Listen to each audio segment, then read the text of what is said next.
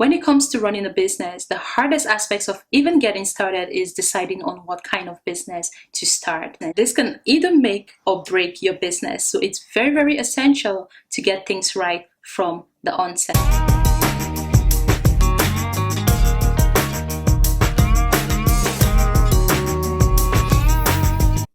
Hello guys, and welcome to another video here at Startup Brain TV, the platform to inspire, empower and connect entrepreneurs worldwide. In today's video, I'm going to be talking about what kind of business should I start. So if you're interested in finding out more on what kind of business you should start and what the best options are for you, then make sure you stay tuned and watch this video till the end.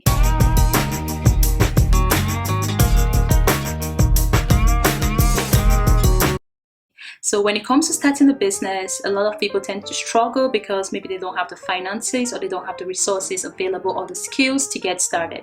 Now, I'm not here to bring you a list of 1,000 business ideas, because that list will probably never be complete, because there's so many people out there with different ideas, some crazy, some really interesting, and some really, really fun. So I'm not going to be bringing you lots of business ideas to get you started with, and I'm not going to be telling you what business to start. What I will be doing is giving you some information to help you make that decision on what the best options are for you.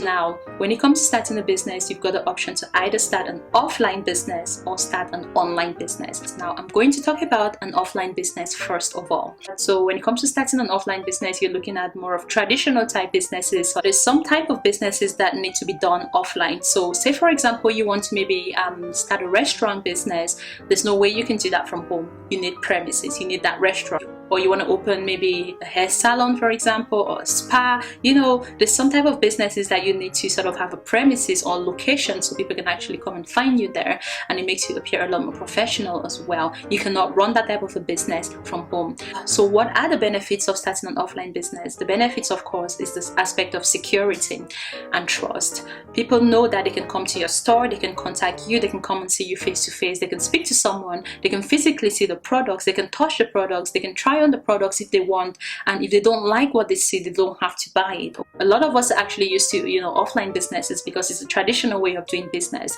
You have some products to sell, you give the products to the customers, in exchange they pay you cash or they pay you card. That's what has been going on for centuries and centuries and centuries. That aspect of security actually helps with an offline business. It's got that human aspect to it, and people feel more comfortable and more secure connecting with you and speaking to you, knowing that they can actually run back to you if they have a problem with the products or the services. Now let's get to the cons and the disadvantages of an offline business. Very, very high risk, or very capital intensive. So starting an offline business usually requires some sort of premises, which is where a lot of the money goes in. It's very, very expensive to hire premises out there to run your business.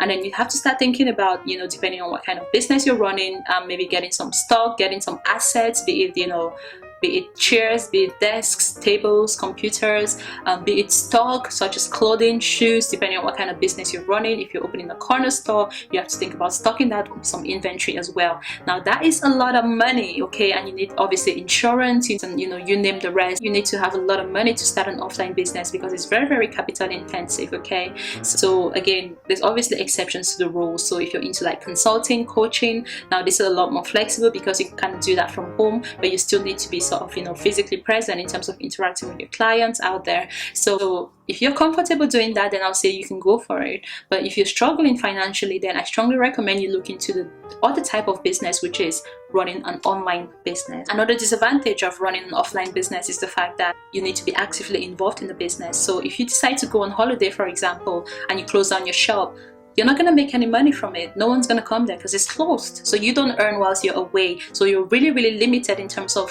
how much money you're making.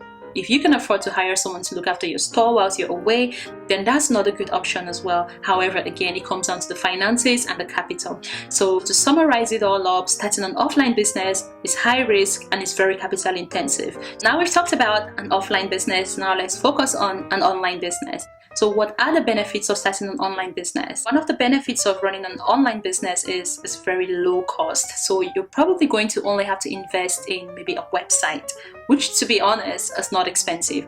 A domain name is less than £10 or less than $10 for a whole year. £10 or $10 for an entire year. Okay, that's your domain name. And then the hosting platform can cost between £15 to £20 a month, which again to me is pretty much peanuts, you know. So it's very, very low risk, very affordable, and if it doesn't work, you're not losing that much, to be honest. Okay, another benefit of an online business is you're reaching out to a worldwide audience as well. After all, you're on the World Wide Web. Another advantage of actually having an online business is the fact that you can earn passively. So you don't need to be physically present online every single time to make money. You could literally earn whilst you sleep, you could earn whilst you're on holiday, you could earn whilst you're out there socializing with your friends and family. All you need to do is pretty much just create that foundation, set up the channels, create some content, and as time goes on, you realize you're reaping the fruits of your labor over and over and over and over again. And the good thing about an online business is you can literally earn indefinitely. As long as your content is out there on the internet, anyone can stumble across it and make you some money. And another good thing about an online business is the fact that obviously you get that freedom and that flexibility. You don't have to worry about jumping out of bed early in the morning to make sure your business is open at 9 o'clock or 8 o'clock or whenever you start that business. You can literally just wake up in the morning and start working from your computer, from the comfort of your bed and the comfort of your home as well. You don't have to worry about travel, about commuting. You can pretty much run that business in any part of the world as long as you have access to an internet connection. With every advantage, there's obviously a disadvantage. So I'm not going to sugarcoat the fact that starting an online business is all rosy, because there's also negative aspects to starting an online business. One of the biggest disadvantages of starting an online business is the aspect of security. There's a lot of scam on the internet, and because of that, a lot of people are quite skeptical when it comes to, you know, purchasing products online or even purchasing services online. Or people are more skeptical, they're a lot more reserved in terms of, you know, just going out there or keying the credit card details on any random website out there. People want to trust you more before they actually purchase from you, and because that human involvement isn't actually available with an online business, it makes it harder for you to actually convince people to buy your products and services, because it could be anything. So they want to see it, they want to speak to someone, you know, they want to engage with you, not just on the phone and not just via email. They actually want to see someone face to face. So this is one of the biggest disadvantages of an online business.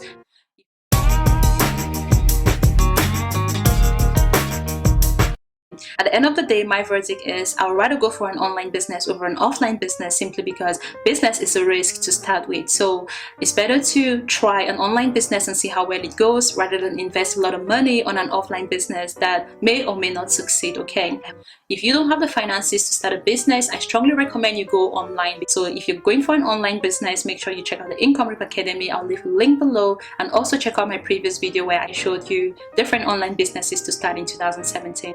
Or if you decide to go for an offline business and you've got the finances to set it up, then go for it by all means. Okay, but always make sure that whatever business you choose to go for, make sure it's something you're passionate about. If you're not passionate about your business, at the end of the day, you're just gonna get bored, sick and tired of it. So make sure you have a little bit of passion and a little bit of an interest in the business before you get it up and running. Hope you found this video useful and informative in deciding what kind of business to start, be it an online business or an offline business. So make sure you like this video, leave your comments below, and don't forget to subscribe so you don't miss out on the amazing videos I've got coming up for you guys. Okay, so thank you once again for watching my video, and I'll catch up with you in my next video.